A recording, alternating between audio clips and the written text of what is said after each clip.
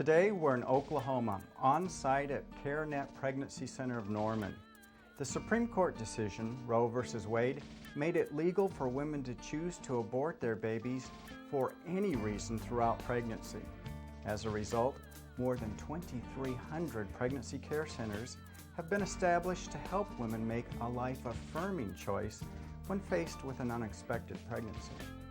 This particular center is on the cutting edge, specializing in meeting the needs of college students.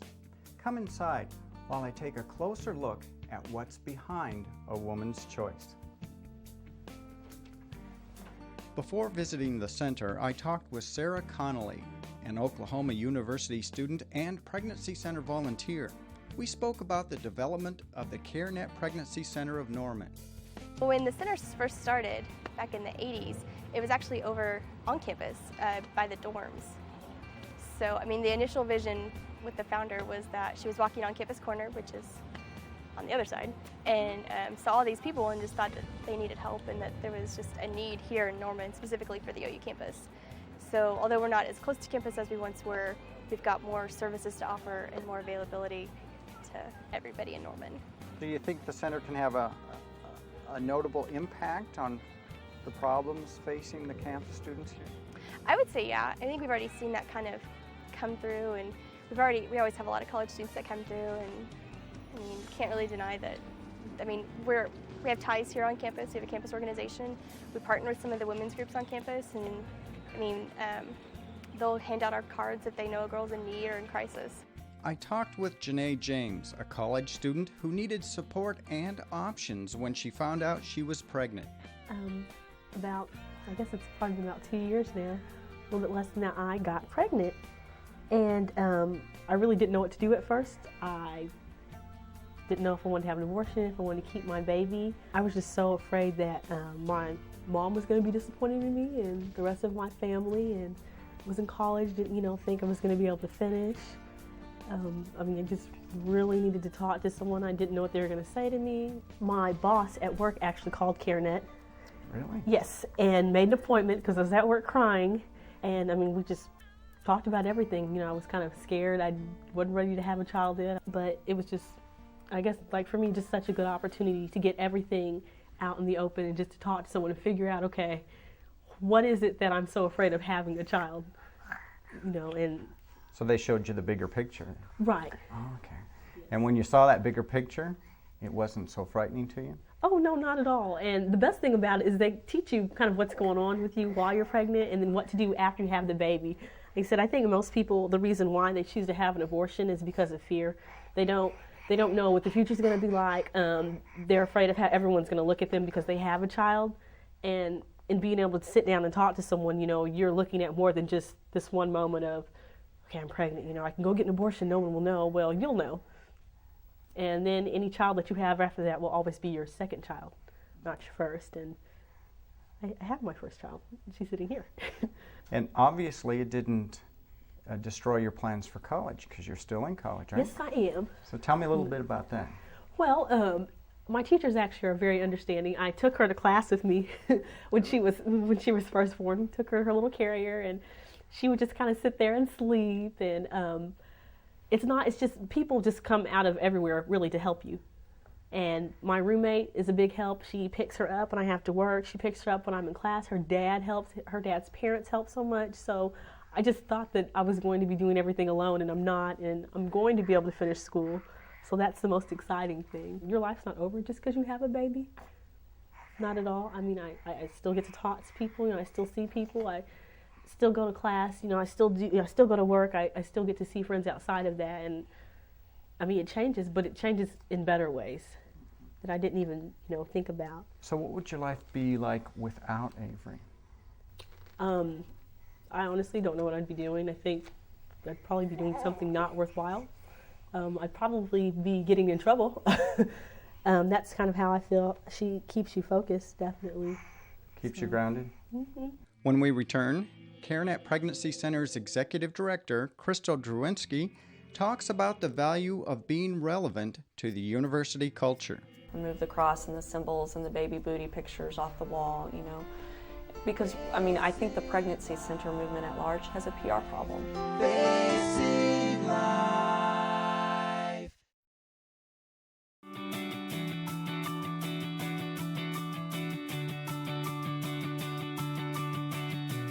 Whether you're a student needing answers, a parent needing help, or a concerned citizen wanting to make a difference, Life Issues Institute has the resources you need to put your values into action. Life Issues Institute is an international educational organization committed to protecting innocent human life. Life Issues Institute knows what it takes. That's why millions throughout the world turn here for help. Life Issues Institute has authored more pro-life publications than any other entity in the world, and its materials are printed in over 30 languages. Radio broadcasts, newsletters, and a website filled to the brim with the answers you're looking for are just a click away. Go to facinglife.tv and click on the link to Life Issues Institute to find out more about how you can change the heart of a nation.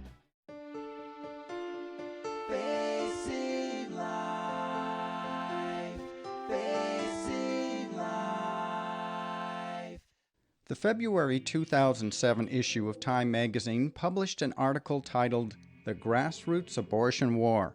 We're visiting one of the 2,300 centers across the nation to find out how they're faring in the culture war as they fight for the attention of college students in Oklahoma and beyond.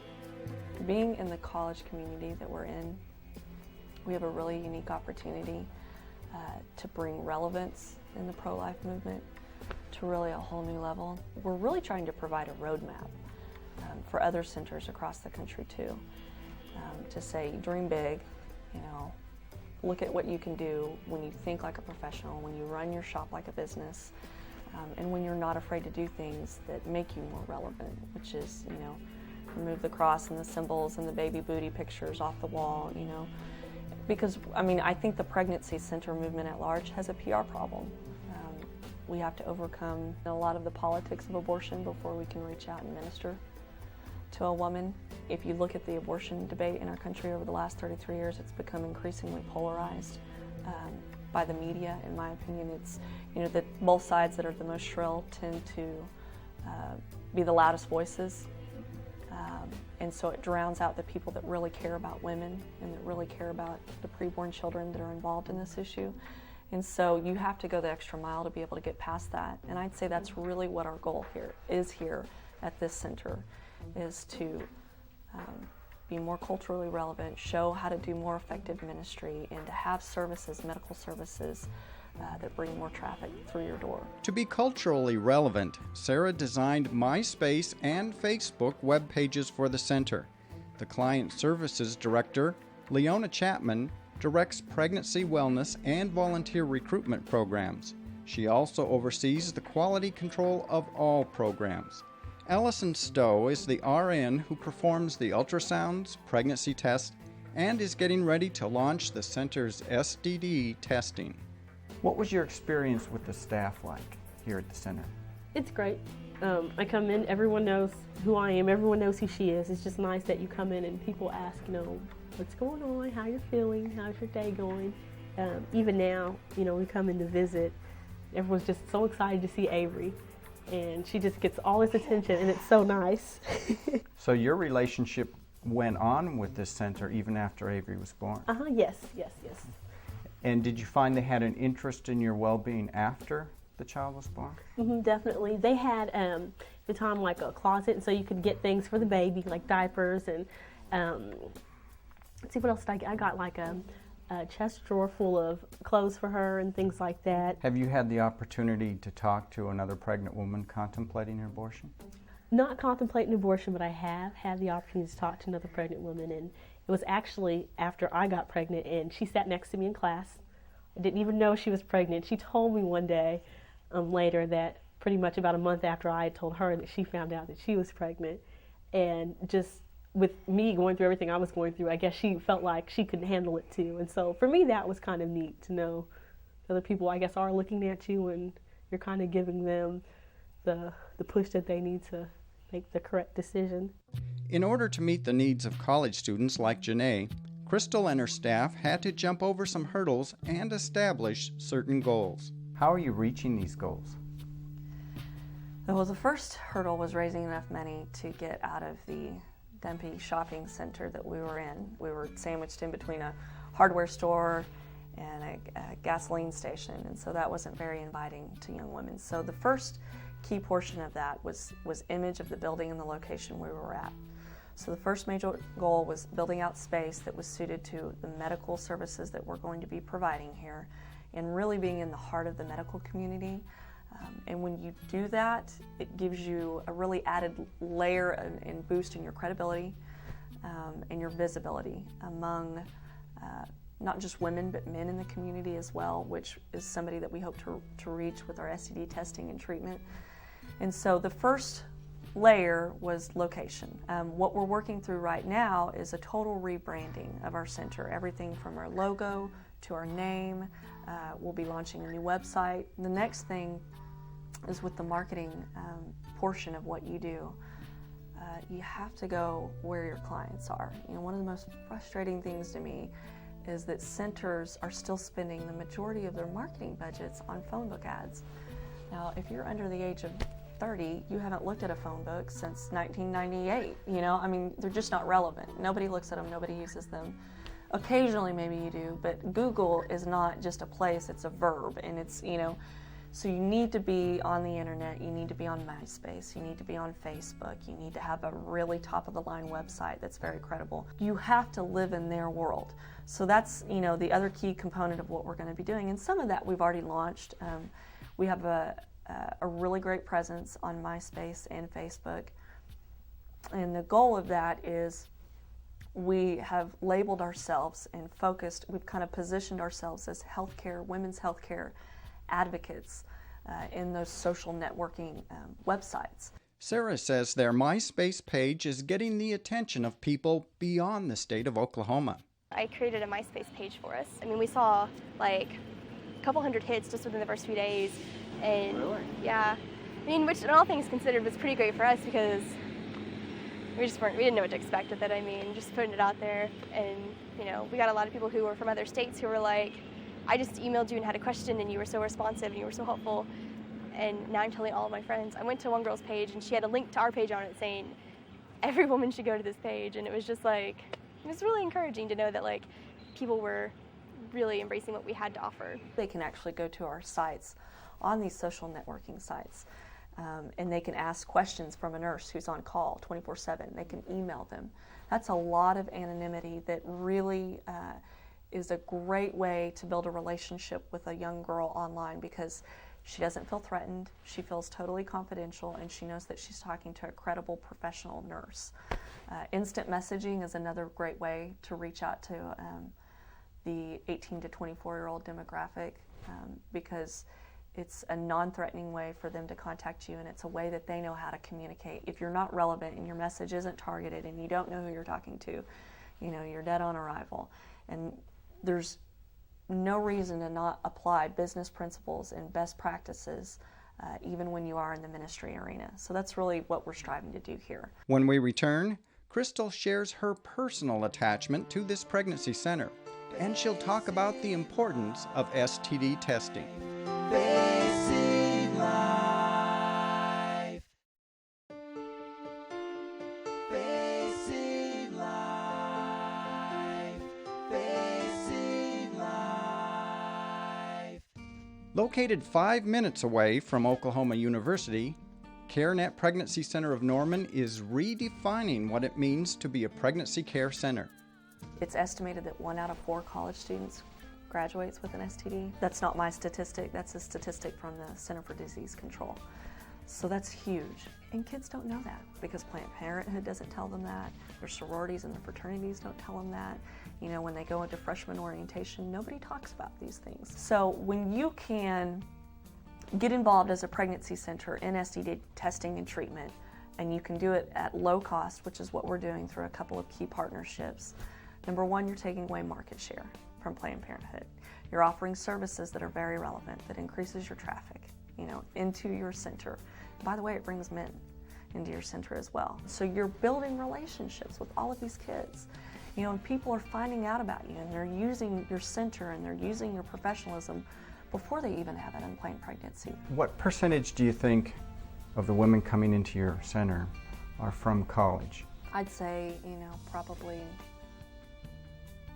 60 to 70%. Maybe a little more, maybe a little less. Being that we're in a really large college town, a huge percentage of who we see comes from the University of Oklahoma. Crystal, what message do you have for young men and women who are in college and facing an unexpected pregnancy? I've been there. I was 21 when I was pregnant with my daughter. Was in college, I had a career ahead of me. It seems like the scariest thing in the world. It's a temporary thing. You do have options. Life does not stop just because you're facing an unplanned pregnancy. It's not the worst thing in the world that can happen to you. If you give it a little bit of time, and if you really sit down and you think about what all of the options are out there, whether it's parenting, whether it's adoption, the world doesn't stop, and at the end of the day, if you do choose life, you have this whole other human that has a chance to go on, and who knows if they're going to discover the cure for cancer, or if they're going to be a great political leader, or if they're just going to be a great kid, or a great son or a daughter, or a mother or a father someday to their own family. Life is an amazing thing, and just because you make one bad choice, your life is not over either. Sometimes out of some of the biggest mistakes that you make is when life gets really good and when you really find out what you're made of.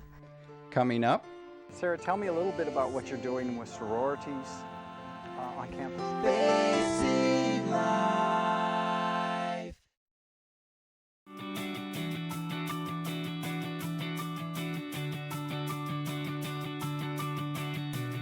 Whether you're a student needing answers, a parent needing help, or a concerned citizen wanting to make a difference, Life Issues Institute has the resources you need to put your values into action. Life Issues Institute is an international educational organization committed to protecting innocent human life. Life Issues Institute knows what it takes. That's why millions throughout the world turn here for help. Life Issues Institute has authored more pro-life publications than any other entity in the world, and its materials are printed in over 30 languages. Radio broadcasts, newsletters, and a website filled to the brim with the answers you're looking for are just a click away. Go to facinglife.tv and click on the link to Life Issues Institute to find out more about how you can change the heart of a nation.